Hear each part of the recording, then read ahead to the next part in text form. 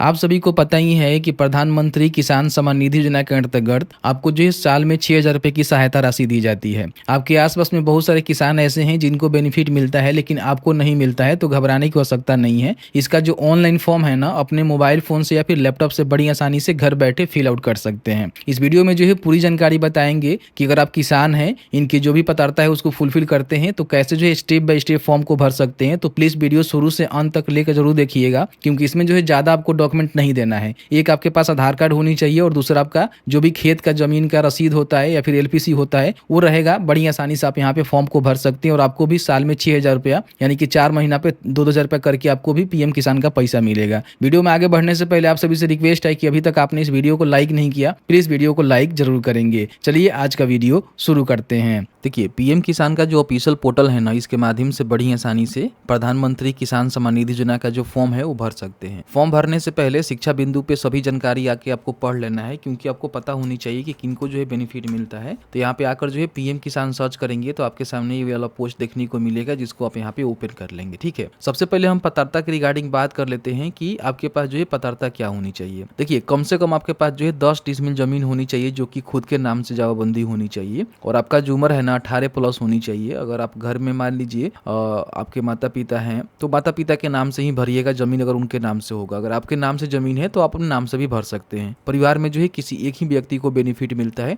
ध्यान रखिएगा। बस इतना ही आपको फुलफिल करना है। और आपका जो पारिवारिक मान लीजिए घर में कोई भी 15,000 से अधिक कमाता है, आपके पास 4 व्हीलर है, आईटीआर भरते हैं, तो आप इसका बेनिफिट नहीं ले सकते हैं, ध्यान रखिएगा। ठीक है, तो बस इतना ही आपको फुलफिल करना है। यहीं पे देखेंगे तो आपको जो है ऑनलाइन अप्लाई करने का लिंक भी आपको देखने को मिल जाएगा, या फिर आप पीएम किसान का ऑफिशियल पोर्टल पर भी आकर फॉर्म भर सकते हैं। दोनों जगह से जो है आपको लिंक मिल जाता है, जहाँ पे क्लिक करके आ सकते हैं। ठीक है, यहाँ पे क्लिक करेंगे तो आपको यहीं पे जो है भेजा जाएगा। ठीक है, तो यहाँ पे देखेंगे न्यू जो है फार्मर रजिस्ट्रेशन का एक बटन आपको देखने को मिलेगा, जिसपे आपको क्लिक करना है। अगर आप ग्रामीण क्षेत्र से आते हैं तो इसका जो है सिलेक्शन करना है। अगर आप शहरी से आते हैं तो इसका सिलेक्शन कर सकते हैं। मैं जो है ग्रामीण का फॉर्म भर के दिखाने वाला हूँ, तो ग्रामीण का हमने सिलेक्शन कर लिया हुआ है। यहाँ पे क्या करना है कि जो भी बेनिफिशियरी है, जिनके नाम से प्रधानमंत्री किसान सम्मान निधि योजना का बेनिफिट लेने के लिए फॉर्म भर रहे हैं, उनका आधार नंबर लिखेंगे, उनका जो एक मोबाइल नंबर दर्ज करेंगे, और उसके बाद स्टेट बताएंगे कौन से स्टेट से हैं। यहाँ पे आपको जो है कैप्चा को फिल करना है और गेट ओटीपी के बटन पे क्लिक करना है। आपने जो भी मोबाइल नंबर यहाँ पे दर्ज किया हुआ है ना, उस पे एक ओटीपी सेंड किया गया है, ओटीपी को डालेंगे और यहाँ पे कैप्चा को फिल करेंगे, सबमिट के बटन पे क्लिक करेंगे। अब यहाँ पे आपने एक ओटीपी डाल दिया हुआ है, ये आपके जो है नंबर पे गया होगा, और उसके बाद जो एक और ओटीपी जाता है, जो कि आपके आधार कार्ड के साथ जो भी मोबाइल नंबर लिंक है ना, उस पे सेंड किया जाता है। ठीक है, तो आधार कार्ड के साथ जो भी रजिस्टर मोबाइल नंबर है उसको चेक करिएगा, ओटीपी गया होगा, यहाँ पे ओटीपी डालेंगे और यहाँ पे जो है वेरीफाई करना होगा। अगर ओटीपी नहीं जाता है तो यहाँ पे रिसेंड भी आप कर सकते हैं, और उसके बाद यहाँ पे आने के बाद वेरीफाई ओटीपी के बटन पे क्लिक करेंगे। अब यहाँ पे आपको सबसे पहले जो है डिस्ट्रिक्ट का सिलेक्शन करना है, जो भी डिस्ट्रिक्ट से फॉर्म को भरना चाहते हैं। उसके बाद यहाँ पे सब डिस्ट्रिक्ट का सिलेक्शन करेंगे, ब्लॉक का सिलेक्शन करेंगे, और अपना जो भी विलेज लगता है उस विलेज का सिलेक्शन यहाँ से करेंगे। यहाँ पे फार्मर का जो पर्सनल डिटेल्स है, जैसे कि उनका नाम, यहाँ पे जेंडर, आपको बाकी कई सारे जानकारी जो है आधार से ले लिया जाता है। बाकी जो जानकारी जो है खुद से आपको भरना होता है, जिसमें आपको कैटेगरी बताना है। अगर आप एससी एसटी से हैं तो एससी एसटी का सिलेक्शन करेंगे।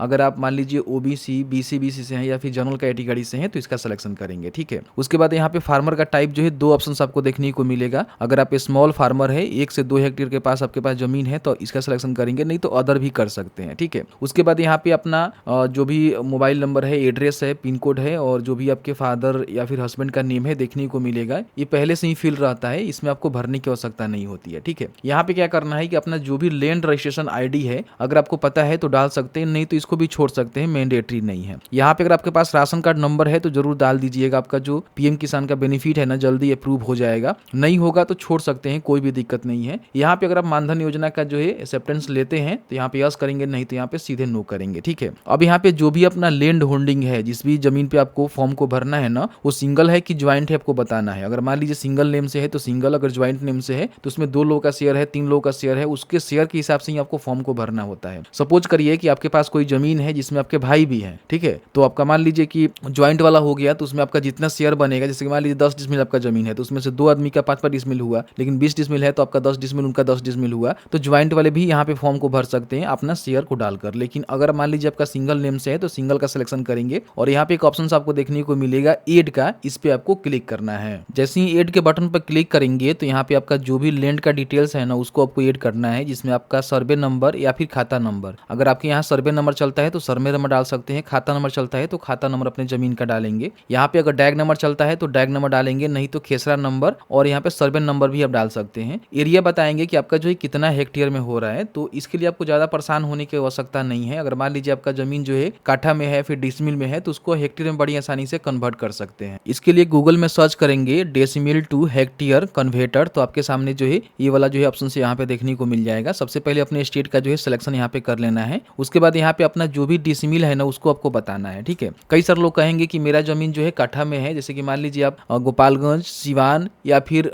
सारण से आते हैं, तो एक काठा में जो है 3.719 डिसमिल होता है, ठीक है। ध्यान रखिएगा 3.719 डिसमिल होता है, तो इसके हिसाब से जितना भी आपके पास जमीन है उसको आप निकाल सकते हैं डेसिमिल में, ठीक है। तो यहाँ पे डेसिमिल को डालेंगे और ऑटोमेटिकली जो आपका हेक्टेयर में कर दिया जाए। जैसे मान लीजिए अगर आपके पास 15 डिसमिल जमीन है तो कितना हेक्टेयर हो रहा है यहाँ पे आपको देखने को मिल जाएगा। इसको यहाँ से कॉपी करेंगे और कॉपी करने के बाद यहाँ पे आप डाल देंगे, ठीक है। लैंड ट्रांसफर स्टेटस बताएंगे कि आपका जमीन जो है 2019 से पहले का है या फिर 2019 के बाद का है, मतलब कि आपके पास कब आया। तो जैसे कि मान लीजिए आपने रजिस्ट्री करवाया हुआ है या फिर जो भी चीजें है तो बता दीजिए कि 2019 के बाद का है या फिर पहले का है, तो यहाँ पे आप जरूर बता दीजिएगा। उसके बाद यहाँ पे आपको जो है जो भी लैंड का ट्रांसफर डिटेल्स है वो बताना होगा कि जो भी जमीन आपके पास है वो कैसे आपको मिला। हस्बैंड के डेथ से मिला, फादर के डेथ के बाद मिला, या फिर विरासत में मिला, या फिर अपने खरीदा हुआ है, या फिर आपको कोई गिफ्ट किया हुआ है, या फिर जो है ग्रेंट अलॉटमेंट प्रकार का लैंड है। तो जो भी आपका होगा उसकी जानकारी आप यहाँ बताएंगे। उसके बाद यहाँ पे जो लैंड का वेस्टिंग डेट है, यानी कि आपने जमीन को जो है कब रजिस्ट्री करवाया, कब उसका दाखिल खर्च हुआ, उसकी जानकारी यहाँ बताएंगे, जो कि बिहार भूमि के पोर्टल से आप निकाल लेंगे, ठीक है। उसके बाद अगर आप पट्टा नंबर है तो यहाँ पे यस करेंगे, नहीं है तो सीधे यहाँ पे नो कर दीजिएगा। इसको डालने की कोई भी आवश्यकता नहीं होती है। ऐड के बटन पे क्लिक करेंगे, तो जैसे ही ऐड के बटन पर क्लिक करेंगे तो देखेंगे आपका जमीन की जानकारी यहाँ पे ऐड हो जाएगा। अगर आपने कुछ गलती कर दिया हुआ है तो यहाँ से डिलीट भी कर सकते हैं, ऐसा कुछ नहीं है।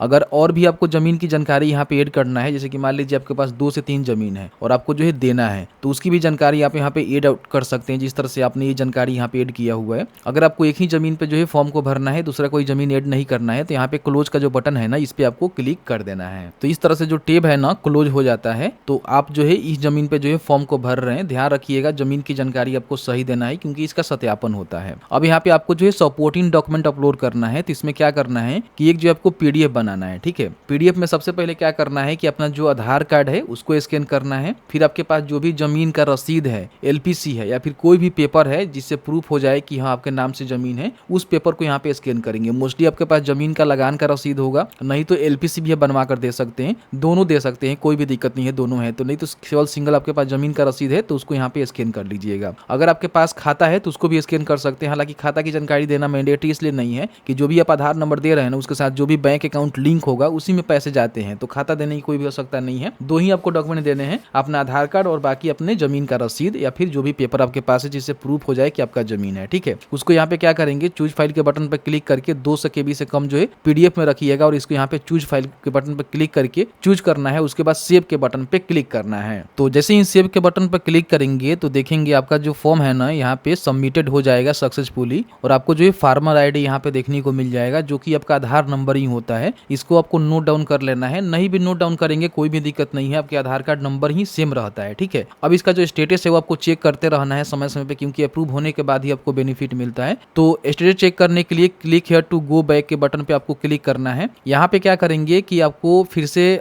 शिक्षा बिंदु पे आना है और यहाँ पे देखेंगे नो योर स्टेटस का जो बटन देखने को मिलेगा, यहाँ पे आपको क्लिक करना है। यहाँ पे आधार नंबर आपको डालनी होगी जिससे आपने फॉर्म को भरा हुआ है। कैप्चा को फिल करेंगे, सर्च के बटन पे क्लिक करेंगे। तो जैसे ही सर्च के बटन पर क्लिक करेंगे तो यहाँ पे देखेंगे फार्मर का नेम देखने को मिलेगा, फादर का नेम देखने को मिलेगा, उनका आधार नंबर का लास्ट 4 डिजिट आपको देखने को मिलेगा, मोबाइल नंबर का जो है लास्ट 4 डिजिट। यहाँ पे आपने जो भी जानकारी दिया हुआ है वो जानकारी देखने को मिलेगा। यहाँ पे आपका रजिस्ट्रेशन का जो है डेट देखने को मिलेगा 29/3/2025 को हमने इसका जो है रजिस्ट्रेशन किया हुआ है, जो कि वीडियो बना रहे हैं तो सेम डे यहाँ पे मैंने जो है फॉर्म को भरा हुआ है। यहाँ पे अगर आपका फॉर्म रिजेक्ट होता है तो उसका रीजन बता दिया जाएगा क्यों रिजेक्ट होता है। और आपका फॉर्म यहाँ पे देख सकते हैं कि अभी जो है सब डिस्ट्रिक्ट ब्लॉक लेवल पे पेंडिंग है, अप्रूवल अप्रूवल के लिए। तो सबसे पहले जो है ब्लॉक लेवल पे इसको जो भी किसान सलाहकार होते हैं उनके माध्यम से जो है सीओ के माध्यम से अप्रूव करवाए जाएंगे, और उसके बाद जो है आपका डिस्ट्रिक्ट में जाता है, फिर आपका हेडक्वार्टर में जाता है, उसके बाद सेक्शन होने के बाद आपको जो है पैसे यहाँ पे मिलने लगते हैं। ठीक है, तो इस तरह से समय समय अपना जो स्टेटस है चेक करते रहिएगा। यहाँ पे अगर दिखा रहा है कि आपका जो है रजिस्ट्रेशन नंबर मिल जाता है जैसे कि पीएम किसान का, तो समझिए कि आपका जो है फॉर्म यहाँ पे अप्रूव हो गया है। यहाँ पे आपको जो है पीएम किसान का रजिस्ट्रेशन नंबर देखने को मिल जाएगा जब यहाँ पे पास हो जाएगा, नहीं तो रिजेक्ट होता है तो यहाँ पे इसका जी जानकारी है देखने को मिल जाएगा कि आपका जो फॉर्म है ना